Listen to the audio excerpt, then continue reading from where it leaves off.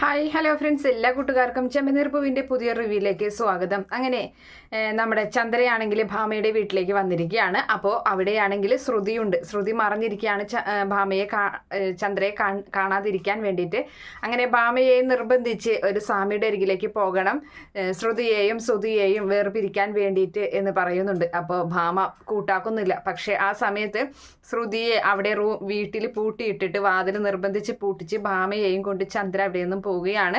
ഭാമയ്ക്കാണെങ്കിൽ നല്ല ടെൻഷനുണ്ട്. ശ്രുതി എങ്ങാനും ഇനി എൻ്റെ വീട്ടിൽ തൂങ്ങി മരിച്ചാലോ, അവള് ചന്ദ്ര പറയുന്ന വാക്കുകളൊക്കെ കേട്ടിട്ടല്ലേ അവൾ അവിടെ നിൽക്കുന്നത്, ഇനി അതിലെന്തെങ്കിലും പ്രശ്നം ഉണ്ടായി തനിക്ക് പിന്നെ ആ വീട്ടിൽ ജീവിക്കാൻ പറ്റില്ലല്ലോ എന്നൊക്കെ ഭയന്ന് നിൽക്കുകയാണ്.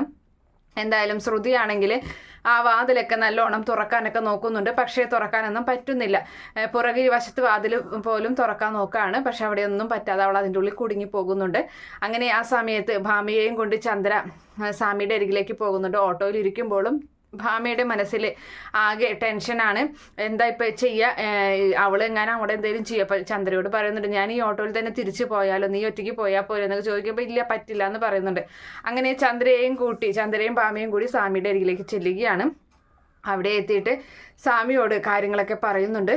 അപ്പോൾ സ്വാമി പറയുകയാണ്, ഇതൊക്കെ ഇവിടെ സാധാരണയാണ്, എന്തായാലും അതിനു വേണ്ടി ഞാൻ ചെയ്തു തരാമെന്നും പറഞ്ഞ് ഒരു ചരട് ജപിച്ചിട്ട് അത് നേരെ അവരുടെ കയ്യിൽ കൊടുക്കുകയാണ്. എന്നിട്ട് പറയുന്നുണ്ട് ശ്രുതിയോട്, മകനോട് ഇത് കൈമുട്ടിന് മുകളിൽ കെട്ടണമെന്ന്, മറ്റുള്ളവർ കാണാത്ത രീതിയിൽ കെട്ടണമെന്നൊക്കെ പറയുകയാണ്.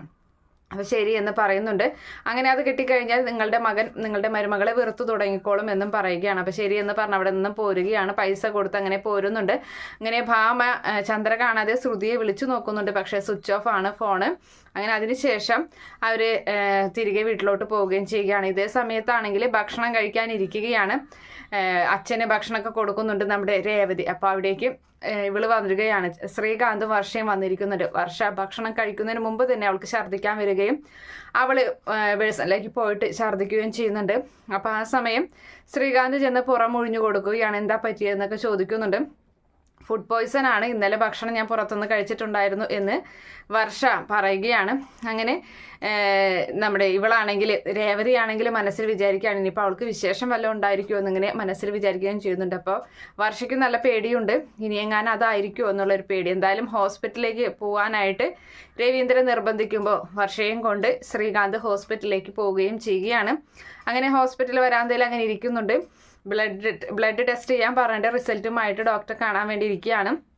നേഴ്സ് വന്നിട്ട് ഒരാൾ മാത്രം വന്നാൽ മതി എന്ന് പറഞ്ഞിട്ട് വർഷയും കൊണ്ട് അകത്തേക്ക് കൊണ്ടുപോകുന്നുണ്ട് റിസൾട്ട് കാണിക്കാനല്ലേ എന്ന് പറഞ്ഞിട്ട്. അങ്ങനെ ഡോക്ടർ റിസൾട്ട് കണ്ടതിന് ശേഷം ശ്രീകാന്തിനെ വിളിക്കാൻ ആവശ്യപ്പെടുന്നുണ്ട്. എന്താ ഡോക്ടറെ കാര്യം, എന്നോട് ആദ്യം കാര്യം എന്ന് പറയുകയാണ്. അപ്പോൾ സന്തോഷമുള്ള കാര്യം തന്നെയാണ്, കൺഗ്രാജുലേഷൻ, താനൊരു അമ്മയാകാൻ പോകുന്നു എന്ന് പറയുമ്പോൾ വർഷം ഞെട്ടിപ്പോവുകയാണ്. അപ്പോൾ ഡോക്ടർ ചോദിക്കുന്നത്, എന്താ തനിക്ക് പറ്റിയത്, എല്ലാവർക്കും ഈ ഒരു വാർത്ത കേൾക്കുമ്പോൾ സന്തോഷമല്ലേ, തനിക്ക് എന്താ പറ്റിയെന്നൊക്കെ ചോദിക്കുന്ന സമയത്ത് ഇല്ല എനിക്ക് സന്തോഷം തന്നെയാണ്. അപ്പോൾ ശ്രീകാന്തിനോട് പറയാമെന്ന് പറയുമ്പോൾ വേണ്ട സാറ്, വേണ്ട ഡോക്ടറെ, ഞാൻ തന്നെ പറഞ്ഞോളാം, ശ്രീകാന്തിനെ ഒരു സർപ്രൈസ് ആയ പോലെ ഞാൻ തന്നെ പറഞ്ഞോളാം എന്ന് പറയുമ്പോൾ ശരി എന്ന് പറഞ്ഞിട്ട് അങ്ങനെ ശ്രീകാന്ത് അറിയുന്നില്ല. അങ്ങനെ വർഷ പുറത്ത് വന്ന് നിൽക്കുകയാണ്. വർഷയാണെങ്കിൽ തനിക്ക് പ്രസവവേദനയും കാര്യങ്ങളൊക്കെ വരുന്നതൊക്കെ ആലോചിച്ച് പേടിച്ച് അങ്ങനെ ഇരിക്കുന്നുണ്ട്. അതേ സമയത്ത് ശ്രീകാന്ത് പോവാം എങ്ങനെയുണ്ട് എന്താ പറഞ്ഞതെന്ന് ചോദിക്കുമ്പോൾ ഫുഡ് പോയ്സൺ ആണ്, അപ്പോൾ മരുന്ന് വന്നാൽ പുറത്തുനിന്ന് വാങ്ങാമെന്ന് പറയുമ്പോൾ മരുന്നൊന്നും ഇല്ല, അത് ഡോക്ടർ 2 ഗുളിക തന്നിട്ടുണ്ട്, ഇനി ഛർദ്ദിക്കുകയാണെങ്കിൽ എന്ന് കഴിച്ചോളാൻ പറഞ്ഞിട്ട് അങ്ങനെ അവനോട് പോലും ആ സത്യം മറച്ചു വെച്ചിട്ട് അവൾ വീട്ടിലോട്ട് പോവുകയാണ്. അപ്പോൾ അതേ സമയത്താണെങ്കിലും നമ്മുടെ രേവതി പൂകെട്ടാനിരിക്കുകയാണ്. അപ്പോൾ പുറകെ വന്നിട്ട് സച്ചി രേവതിയെ പേടിപ്പിച്ച് അങ്ങനെ കെട്ടിപ്പിടിക്കുന്നുണ്ട്. അപ്പോൾ അവൾക്ക് ദേഷ്യം വരികയാണ്. അപ്പോൾ അവൾ പറയുന്നത്, ഇത് പലപ്പോഴായി ഇങ്ങനെ ഞാൻ ഇങ്ങനെ പുറകിൽ ഇരിക്കുമ്പോൾ ഇത് നിങ്ങൾക്ക് ഇത്തിരി കൂടുന്നുണ്ട് എന്നും പറഞ്ഞ് അവനങ്ങനെ ആ വീട് മുഴുവനും ഓടിച്ചിടുകയാണ്. അത് കണ്ടുകൊണ്ടാണ് ചന്ദ്ര എത്തുന്നത്. അങ്ങനെ ചന്ദ്ര വന്നിട്ട് എന്താടാ നിനക്ക് നാണോ മാനോ ഒന്നും ഇല്ല, നിനക്ക് ഇങ്ങനെയൊക്കെയാണോ, ഇത് രണ്ടും കണക്കാന്നൊക്കെ പറയുമ്പോൾ സച്ചി പറയുകയാണ്, കണക്കല്ലാമേ ഹിസ്റ്ററി എന്നൊക്കെ പറയുന്നുണ്ട്. അപ്പോൾ ശ്രുതി വന്നായിരുന്നു എന്ന് ചോദിക്കുകയാണ്. അപ്പോൾ ഇല്ല, ഭക്ഷണം കഴിക്കാൻ വന്നിട്ടില്ല എന്ന് പറയുന്നു. അച്ഛൻ ഇവിടെ ഇല്ല എന്ന് പറയുന്നുണ്ട്.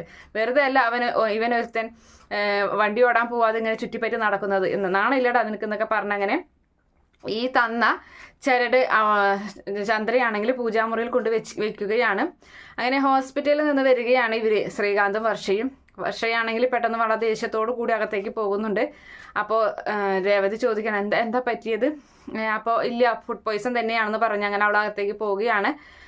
അപ്പോൾ ശ്രീകാന്തിനോട് രേവതി ചോദിക്കുന്നുണ്ട് അവൾക്ക് എന്താ പറ്റിയെന്ന് ചോദിക്കുമ്പോൾ അറിയില്ല ഏട്ടത്തി, ആശുപത്രിയിൽ നിന്ന് ഇറങ്ങിയതിന് ശേഷം അവളുടെ സ്വഭാവം ഇങ്ങനെയാണെന്ന് പറയുന്നുണ്ട്. നീ എന്തായാലും കാര്യമാക്കണ്ട, അവൾക്ക് വേറെ എന്തെങ്കിലും ടെൻഷൻ ഉണ്ടാവും, നീ അത് വിട് എന്ന് പറഞ്ഞ് അങ്ങനെ അവനെ സമാധാനിപ്പിക്കുകയും ചെയ്യുന്ന ഒരു ഭാഗത്തോടു കൂടിയാണ് എന്തായാലും ഇന്നത്തെ എപ്പിസോഡ് അവസാനിക്കുന്നത്. ഈ റിവ്യൂ ഇഷ്ടപ്പെടുകയാണെങ്കിൽ ഈ ചാനൽ ഒന്ന് സബ്സ്ക്രൈബ് ചെയ്ത് സപ്പോർട്ട് ചെയ്യണേ. Okay friends, bye, thank U.